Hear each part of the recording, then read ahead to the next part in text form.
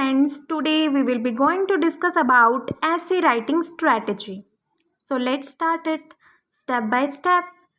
So first of all, the step one is choosing the topic.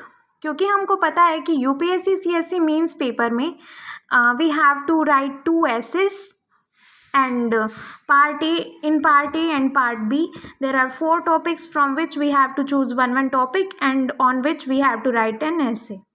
ठीक है, तो ऐसे लिखने के लिए जो हमें टॉपिक चूज़ करना है वो टॉपिक टेक्निकल और प्रैक्टिकल होना चाहिए.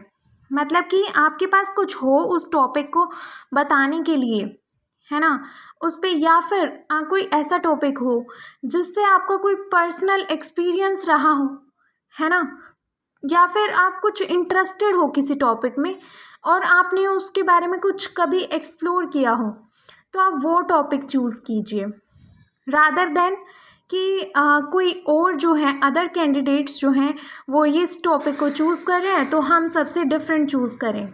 This will be a wrong strategy I think so we have to choose the topic that is tactical and practical.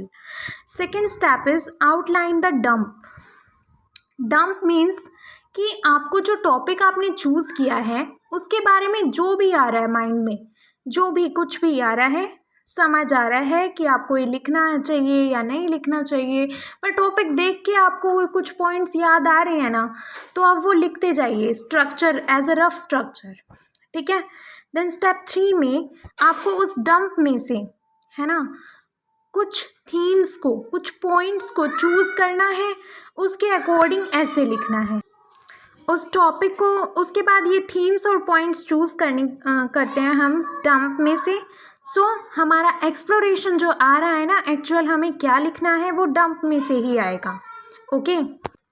Next step after writing the structure in points that what is to be written, we have to craft an intro and conclusion, because intro and conclusion बहुत अच्छा होना चाहिए जिससे आपका ऐसे attractive लगे.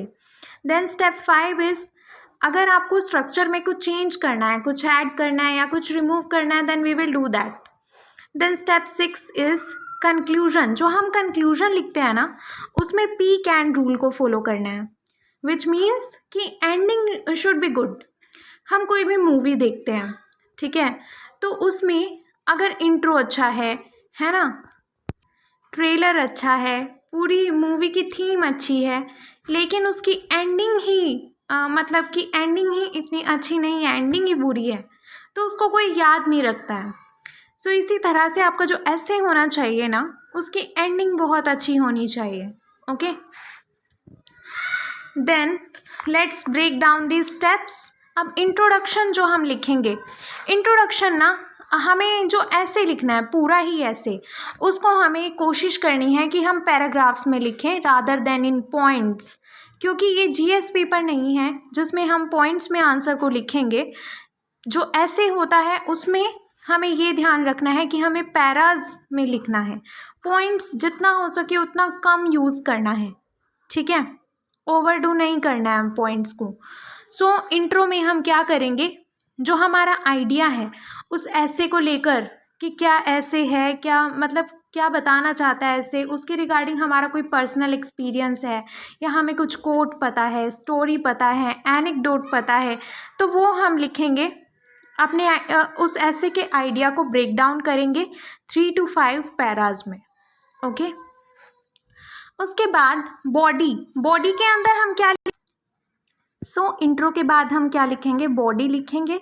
Body के अंदर जो हमारी थीम्स है ना, जो हमने डंप में से पॉइंट आउट की थी, कौन सी थीम्स पॉइंट्स के ऊपर हम लिखने वाले हैं ऐसे के अंदर, तो उसको हम 5 to 10 पैराज में अपनी थीम्स को एक्सप्लोरेशन करके बताएंगे. देन अगर कोई हमें मतलब नेगेटिव्स बताने हैं ना, उस ऐसे का अपोजिट इन्वर्जन करके उसका नेगेटिव बताने हैं, तो वो हम पॉजिटिव ज़्यादा बताएंगे लेकिन नेगेटिव कम बताएंगे. तो नेगेटिव को 3 to 5 पैराज में रखते हैं. ठीक है, और अपने अकॉर्डिंग इसको चेंज भी कर सकते हैं. देन उसके बाद हमारा जो ओपिनियन है, जस्टिफिकेशन है उस ऐसे के रिगार्डिंग, जो हमारा ओपिनियन है उसको भी हम लिखेंगे 2 to 3 पैराज में. ठीक है, और कंक्लूजन स्ट्रॉन्ग कंक्लूजन लिखेंगे। ओके, सो कुछ फोकस पॉइंट्स हैं ऐसे लिखने के रिगार्डिंग कि पॉइंट्स जो हम लिखेंगे ना ऐसे में उसको ओवरडू नहीं कर देना है ना। एक ही पॉइंट को समझाते समझाते ही पूरा ऐसे ख़त्म नहीं कर देना है, या एक पॉइंट को ही लेके हम 2-3 पेज नहीं भर देने हैं, तो ओवरडू नहीं करना है। मतलब एक लिमिट में ही लिखना है, बहुत ज़्यादा एक पॉइंट को एक्सप्लेन नहीं करना। और डेटा, अब डेटा लिखें या ना लिखें ऐसे में, डेटा लिखना अच्छा है ऐसे में, लेकिन अगर हम उस डेटा को टू द पॉइंट यूज़ करते हैं, यानी कि आपने किसी पॉइंट को, आपने कोई पॉइंट लिखा है ऐसे में, उसको आप एक्सप्लेन करने के लिए, उसको स्टेट करने के लिए, टू द फैक्ट बताने के लिए आप डेटा यूज़ कर रहे हो, that is very good in the ऐसे, है ना। सिर्फ डेटा लिख देना इज़ नॉट गुड। अपने पॉइंट को सप्लीमेंट करने के लिए, कॉम्प्लीमेंट करने के लिए आप डेटा लिख रहे हो, that will be good. Okay, so हमें जो डेटा लिखना है वो टॉपिक के कनेक्शन में होना चाहिए, ठीक है। देन हमको पॉइंट्स में नहीं लिखना है ऐसे, और अगर लिखना ही है 1-2 पॉइंट लिखने हैं तो कम से कम पॉइंट यूज़ करने की कोशिश करें। सो और सब हेडिंग्स, डायग्राम्स, ये सब हम ऐड कर सकते हैं अपने ऐसे में। एंड ऐसे लिखते टाइम हमें कुछ आर्ग्यूमेंट्स लिखने होते हैं। तो एक आर्ग्यूमेंट जो हम हर ऐसे में लिख सकते हैं वो है इन्वर्जन ऑफ द टॉपिक, यानी कि कोई भी स्टेटमेंट गिवन है आपके क्वेश्चन में, उस स्टेटमेंट को अपोजिट चले जाओ उसके, ठीक है। तो उसको हम हर एक ऐसे में यूज़ कर सकते हैं इस इन्वर्जन वाली चीज़ को, है ना। मतलब नैरेटिव ही हम चेंज कर दे रहे हैं। जैसे अगर कोई टॉपिक आया, let's say topic is there is no path to happiness, happiness is the path. अब हम इसका इन्वर्जन करके एक आर्ग्यूमेंट ऐड कर सकते हैं अपने ऐसे में, दैट विल बी मैनी और all paths can lead to happiness, you choose one which works for you, है ना। I just have to enjoy walking on the path, ठीक है। तो अब इस तरह से जो है टॉपिक को इन्वर्जन करके, ओपोजिट करके एक आर्ग्यूमेंट लिख सकते हैं। अब जो हम इंट्रो लिखते हैं, है ना, इंट्रो एक गुड हुक होता है, तो हमें कुछ ऐसा इंट्रो लिखना चाहिए जो कि आपको ग्रैब करे, एग्जामिनर को ग्रैब करे उसकी अटेंशन को। ओके, और क्लियर राइटिंग लिखनी है, एक लॉजिकल फ्लो होना चाहिए पूरे ऐसे में, है ना। Wake up the examiner, quote, fact, prediction, data और फ्लो, ये सब आप कीजिए इंट्रोडक्शन में।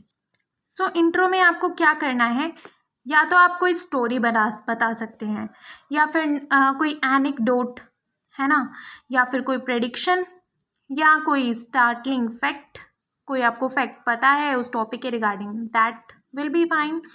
देन या फिर कोई आप इंटरेस्टिंग क्वेश्चन से आप इसको ऐसे को स्टार्ट कर सकते हो, या कोट या पोएम, है ना, या फिर टॉपिक का कंटेक्स्ट ही एक्सप्लेन कर दो, या फिर थीसिस स्टेटमेंट दे दो, या ऐसे के टर्म्स को डिफाइन कर दो। बट आप ऊपर से अगर नीचे आते हो ना, दैट विल बी बोरिंग। सो हमारा जो इंटरेस्टिंग चीज़ है ना, सबसे बेटर थिंग वो है स्टोरी बता दो या एनेक्डोट बता दो। लेकिन आप टर्म्स वगैरह को डिफाइन करते हो तो इसमें आपको एवरेज ही मार्क्स मिलते हैं। सो हमें स्टोरी, एनेक्डोट यहाँ से स्टार्ट करना चाहिए अपना ऐसे। ओके, कोट पता है तो कोट भी बता सकते हैं। कुछ 3 कंडीशंस होती हैं ऐसे लिखने की। ऐसे ऐसा होना चाहिए जो कि आपको इंटरेस्ट को जनरेट करे, रेलिवेंट हो, उस टॉपिक के रिगार्डिंग हम रेलिवेंट पॉइंट्स लिख रहे हो, और ऐसे कंसाइज होना चाहिए, ठीक है। देन जैसे कि मैंने बताया था कि हम जो डंप लिखते हैं उसके बाद उसमें सेल्फ एडिटिंग करते हैं, कुछ ऐड या रिमूव करते हैं, तो उसको बोलते हैं सेल्फ एडिटिंग चेकलिस्ट। तो हमें कुछ कट करना है उसमें से, या कुछ हम मोर कंसाइजली बता सकते हैं, जो हमने पहले बहुत ज़्यादा ही एक्सप्लेन वे में बता दिया है ना, स्ट्रक्चर में हमने जो लिख दिया है, तो उसको हम चेंज कर सकते हैं। कोई बेटर एग्जाम्पल माइंड में आ रहा है उसको ऐड कर सकते हैं, है ना।